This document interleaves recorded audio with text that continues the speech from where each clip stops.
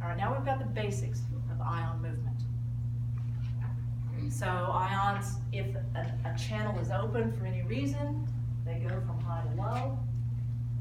If, however, we have to use ATP to open a channel, we might have to use ATP to open a channel, which is still active transport, even though once the channel is open, stuff moves from high to low.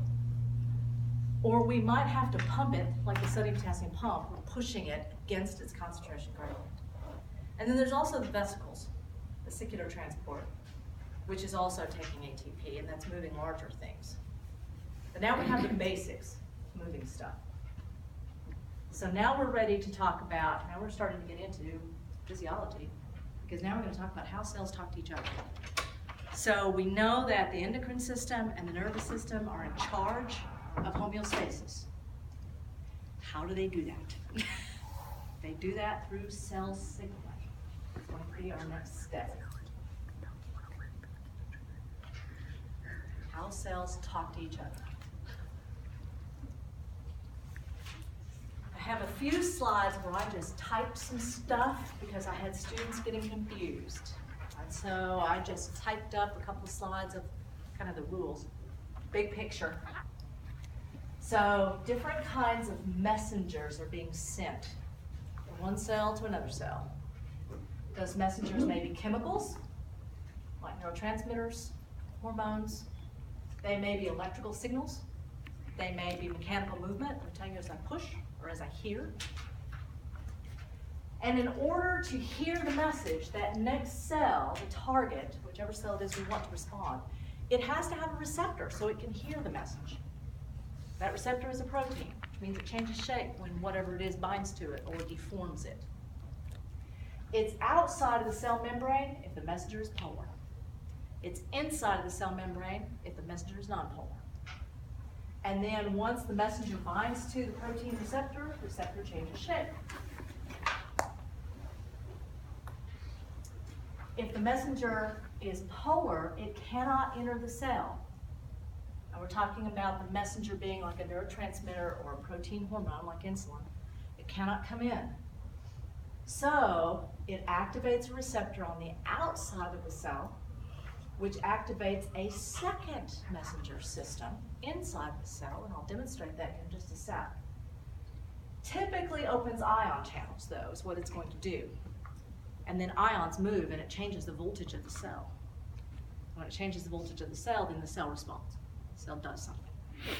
This is a tough chapter because I'm having to talk so general. I'm having to say, well, a neurotransmitter or a hormone, or it may do this, it may do that. It gets more clear as we start going through the specific organ systems. I think it does anyway. As a student, I just think this would be more difficult. Now then, the changed shape of the receptor activates the parts inside the cell and delivers the message inside the cell. So, okay, hiccup, I heard. I was a sophomore at OVU. They were having a big award ceremony in this gigantic open, it's actually kind of like a church, a chapel, big, echoes a lot. It's dark. They call this guy's name, okay, I'm leaning back with my mouth open. And I hiccup right after his name is called.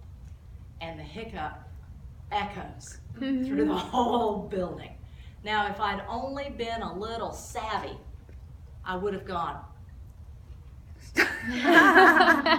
Instead of, which is what I did do. Sorry. So now, what does the cell do? It depends on what the cell is supposed to do. It opens or closes ion channels. It releases something that it was storing. It moves. It starts making proteins. So it depends on what the cell is. Depends on what the message was. So now let's look at different categories. First is a short distance. From one cell to the next. One cell to the next, we can use gap junctions. And you had an online lecture about gap junctions, where the cytoplasm of the two cells are connected. They're sharing the same cytoplasm. So whatever happens in one cell immediately happens in the other cell. This is the intercalated discs in the heart cells. You remember that cardiac muscle? You can distinguish it from skeletal muscle. They're both striated, but it has intercalated discs. The intercalated discs are gap junctions, so that the whole heart beats as one. We don't want each cell doing its own thing. That's called ventricular fibrillation, and it's a lethal arrhythmia. We want every cell to work together, so it uses gap junctions. Now we have paracrine signaling. Para means the side, alongside.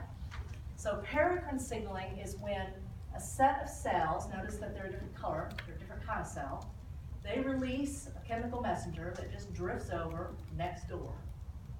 So in this particular case, what I'm looking at this is probably nitric oxide being released from the lining of the blood vessel, drifts over, causes the smooth muscle around the blood vessel to contract. Would be an example of what I'm seeing here. That's a paracrine signaling. Then we have synaptic signaling. So we're going to talk about when we get to chapter 7. Here's a neuron. It releases a chemical, neurotransmitter, that goes across a tiny little space. The tiny little space is called the synapse. Goes right across and binds to receptors on that next membrane. Any questions about that one?